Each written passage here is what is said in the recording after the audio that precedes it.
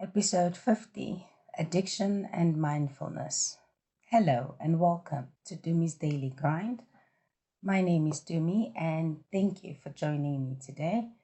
I have created this channel to share my life experiences, inspirations I found from others, learnings I have earned, and things I have been taught throughout various periods of my life, especially the ones related to sobriety, finding serenity, and general mental health topics, with spiritual growth at the forefront. Please subscribe if you enjoy this type of content, and please support the channel by becoming a Patreon.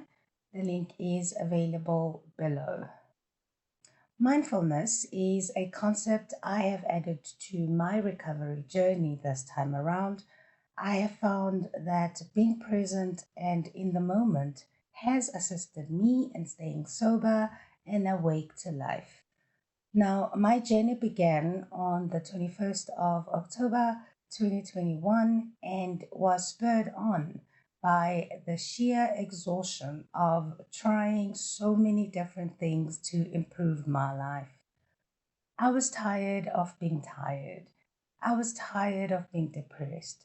I was tired of being anxious.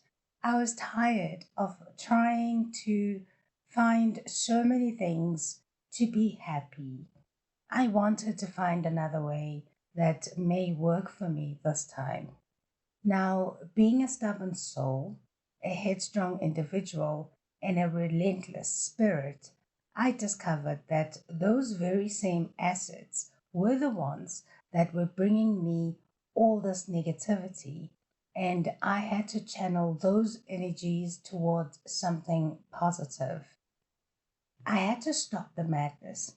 I had to stop blaming my circumstances on others, and I had to take responsibility for the part I played to get to where I got to.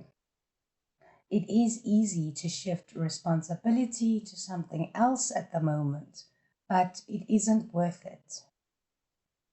I started working on myself, stopped relying on others to fulfill my life. I had to tackle it, and one way to do that, first and foremost, was to ask for help. Then look within and drag out the strength that I knew I had to make the right choice. Choose to be me. Choose to get to know me.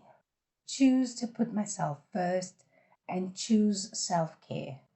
So I got back to meditation. I got back to doing yoga. I signed up for dance classes. I stopped drinking alcohol. I started eating healthy and started walking the dogs daily. I started praying again. And most importantly, I started being grateful for every single positive thing that was happening around me. I acknowledged the negative thoughts, the negative experiences, and all the negative memories, and I accepted them as part and parcel of my being. I became open minded and embraced the concept of mindfulness. Now, why is this important? Why is mindfulness and intention important, especially when dealing with addiction of any sort? How did I gain control of my life following insanity? Well, addiction leads to suffering, and mindfulness is said to be a tool that will lead to wisdom. If I am addicted to a substance or a behavior, I must first accept that it is a problem before I can find a way to solve it. I must fully concede and surrender to the idea that all of my efforts to change have not worked so far, and consciously find something that will work for me. There are a lot of suggested ways to do this, and one just has to choose one once acceptance has been done.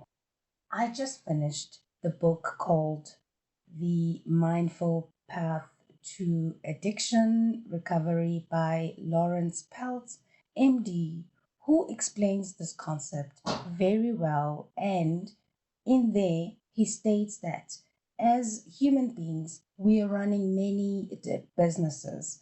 There is the literal business of career or earning money, but we also have businesses around primary relationships, parenting, family, friendship, community interests, physical well being, appearance, religion, spirituality, and many others.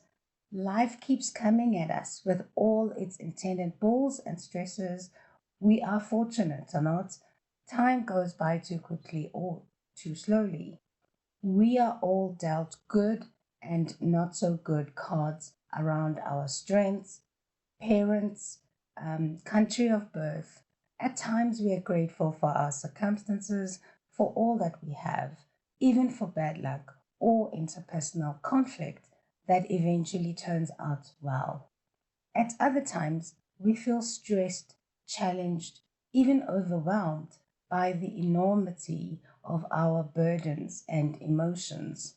Our lives can feel disappointing, frightening, confusing, unfair, and they are. We all do the best that we can to manage our lives. We either confront, avoid, or take refuge from our experience or our feelings.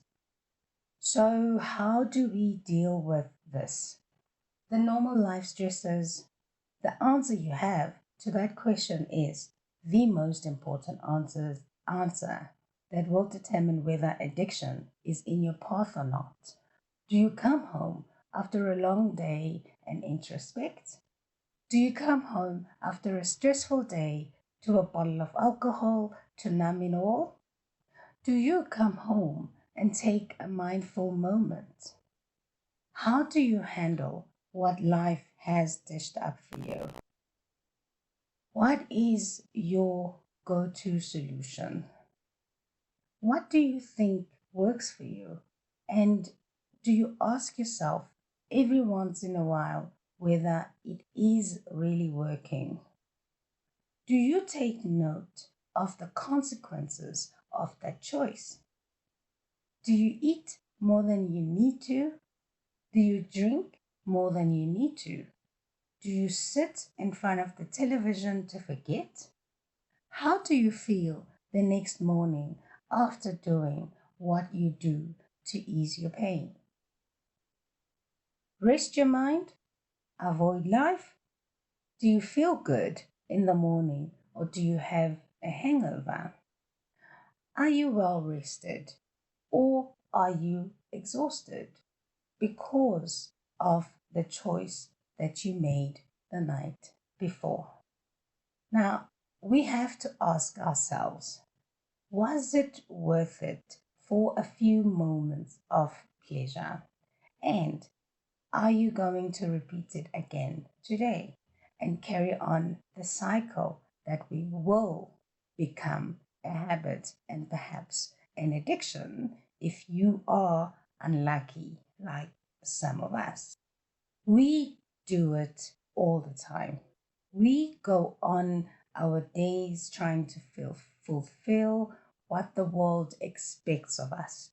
We wake up in the morning, get ready for work, work very hard to allow ourselves to be good employees, good parents, good husbands, or good wives, good providers, etc. But in this path to gaining success, we forget to be good to ourselves. We forget to look after ourselves, our well being, and our spirituality. Mindfulness brings us back to ourselves. When we are mindful, we have the opportunity to stop and look within, to be present, and to be fulfilled as individuals.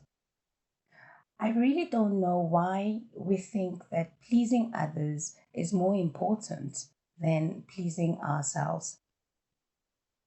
It became apparent to me at some point that I placed the well being of others in front of my own, and eventually led to me having resentful thoughts, feeling unappreciated, feeling that the world is unfair, and believing that I was dealt the wrong cards in life.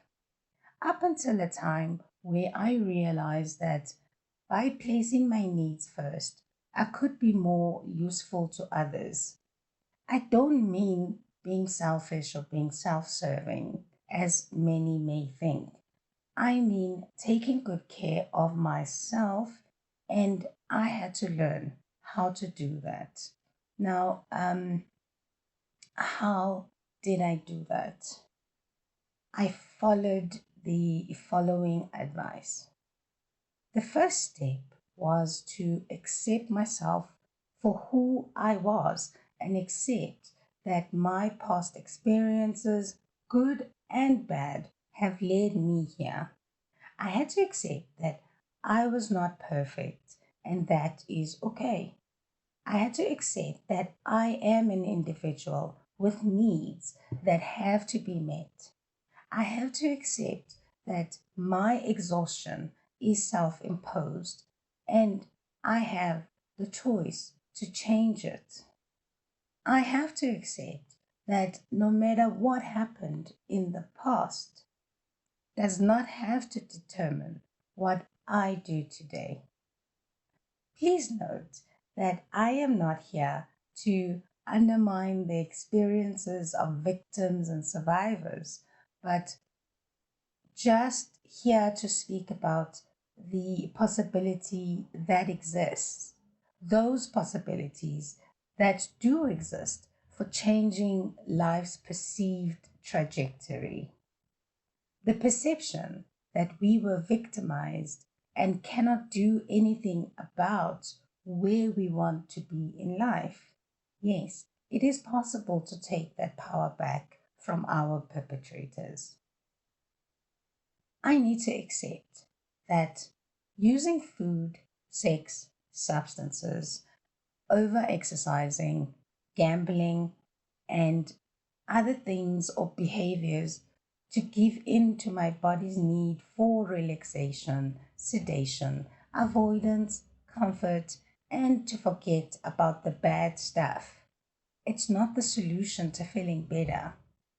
This is a problem when we feel it is the solution for controlling and escaping our difficult experiences whenever we want.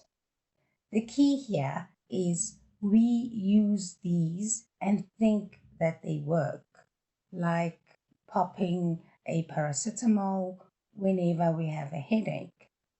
We need to stop thinking that the solution lies external to ourselves. The second step really is to believe that there is a solution to the suffering that we are experiencing. We can fix it. We can be restored to our being, that being we were meant to be. Do you believe that there is something greater than yourself? Do you believe that you don't control everything? Do you believe that not all you do has a major impact on everyone in your life? Do you understand that the power does not lie in your hands? Do you believe in God? Do you believe in a higher power? Well, coming to believe may be a way to move forward in life, especially if you have gone through life letting your own ego rule your life. What if your view of your higher power changed? What if you put aside your beliefs in a punishing God? What if you put aside your idea of hell and heaven? What if you can redesign your understanding of God. Well, I have. You see, the God I learned about growing up was scary. He was the Almighty who would punish me for not behaving in this lifetime by sending me to hell for eternity. That God I envisaged to be an old, angry man in the sky watching everything that I did while waiting readily to strike me with a bolt of lightning. Well, that God is no longer what I see when I speak about my higher power. I no longer believe in a punitive God. I believe in a loving God who only wants the best for me to live life as best as I can without judging myself and judging others. And indeed, I came to believe in that higher power. Using substances as a reward and an escape will give us a false sense of security, a false sense that we have everything under control, the sense that we can forget about our troubles and can find some sort of relief. It isn't so, because these substances and behaviors are only temporary and do not get rid of the actual problem. And oftentimes, they will compound the problem, and you will still have to deal with it when you wake up in the morning. However, you will be tired, feeling a sense of guilt and a sense of shame, but you will still have to deal with it. And you realize that the problem is still there. So, what do? You go back. Do you go back to your substance of comfort? That slice of creamy cake? That sip of a cold beer at the end of the day? That behavior you fall back on? Well, perhaps we need to open our eyes, be aware, be present, and mindfully start the process of dealing with the annoyances, the problems, the stresses of life, one step at a time. Because the strategies we choose for our relaxation stop working at some point and beget more problems as we isolate ourselves, hide our true feelings, self loathe, and feel more ashamed of our actions while on those substances. And the outcomes become predictable, but we lose the ability to change, that ability to find new ways. When we start depending on those negative strategies to deal with life's problems, we become helpless and hopeless, and our capacity diminishes into oblivion. The third step is to then surrender yourself to this higher power, the one you trust to have your back, the one you can rely on no matter what, the one you can talk to when things get tough. Mindfulness really helps with the acceptance of things and people just the way that they are. We escape because we cannot bear the unfairness we perceive about the world. But once we accept things, we can deal with them better. It enables us to see without judgment and is a powerful accompaniment to recovery. If you can understand and appreciate every physical sensation, every smell, every sound, every thought, and everything that you see for what it is and let it be, imagine how free you would be from yourself. With mindfulness, I can see everything as it is without sugarcoating or running away from it. I can pinpoint the exact issues, investigate the cause, and find a healthy solution to fix it, especially the addictive processes. It is said in addiction recovery rooms that when you feel like drinking or drugging, you should play the movie till the end. They say to take a moment and remember your last drunk. They say you should you should pick up the phone and call somebody. And these are some of the things you can easily do when you practice mindfulness.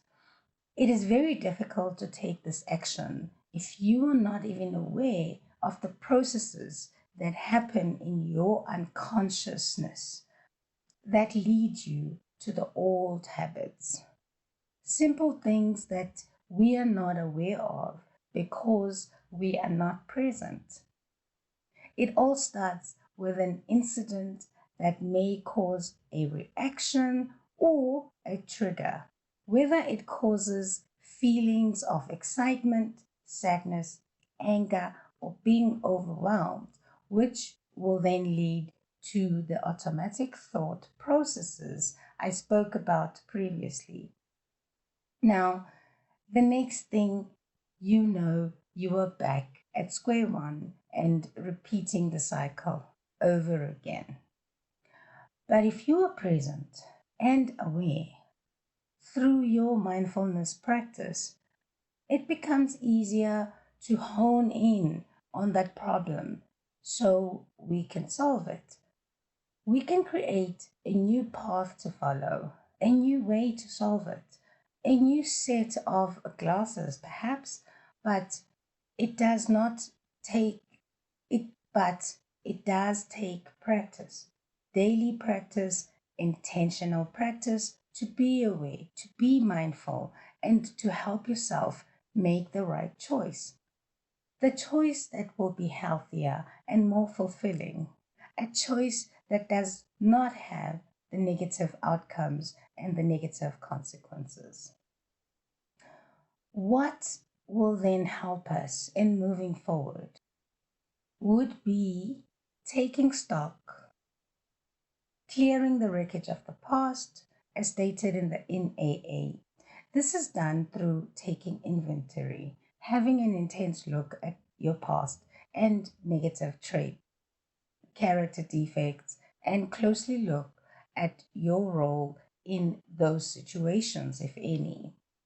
This investigation has to be thorough, really in depth, and really honest. Now, mindfulness practice comes in very handy here, as you can honestly and calmly have a look at your past behaviors, situations, people you dealt with, places you used to go to, and things you found that you used to escape to or escape from. Look at it with a fine tooth comb and be willing to face them. On paper, of course. Mindfulness allows us to do this with an open mind at our own pace, with greater vision and a wider camera lens. Open mindedness allows us to fulfill and forgive ourselves and others when required to do so. We can then start solving the problems that we were too scared to revisit and the ones that consistently or constantly bring us back to the need to self medicate. So, are you willing to try this? Is this something that you think may be useful for yourself or somebody that you may know? Now, suffering is mainly caused by attachments to things, attachments to people, attachment to experiences, etc. But once we let go of the attachments, the journey can begin. But first, let's not forget that acceptance is always the first step to solving any problem. Once the first four steps have been successfully completed, then we proceed to the rest of the steps, including admitting our faults to ourselves, to another human being, and to God. Letting go of these faults and defects of character making amends when necessary through asking for forgiveness to those we have wronged, being conscious of our everyday actions and fixing our errors immediately as we go forward, praying, keeping a daily inventory, and intentionally improving a small bit at a time, and then giving back whatever we have learned, sharing with others what we know while continually being mindful, present, and aware of everything around us, appreciating what is right in front of us and believing that it is what it is because it is supposed to be exactly that. Accept life on life's terms, and success will be yours. Stress and anxiety will be the thing of the past, and depression will pass. One day at a time. If you can't do that, then take it 1 hour at a time. If that's too hard, then be present 1 minute at a time. Thank you for your time, your support, and being with me on this journey to finding serenity. If you enjoy listening to me or watching my channel, I would appreciate it if you subscribe. How, you may ask? Just click on the subscribe button below and click on the notification bell so you can be the first to know when I release a new episode. You can also become a Patreon if you feel like it. The Patreon link is available below, or you can find me on www.patreon.com/Dumi's Daily Grind.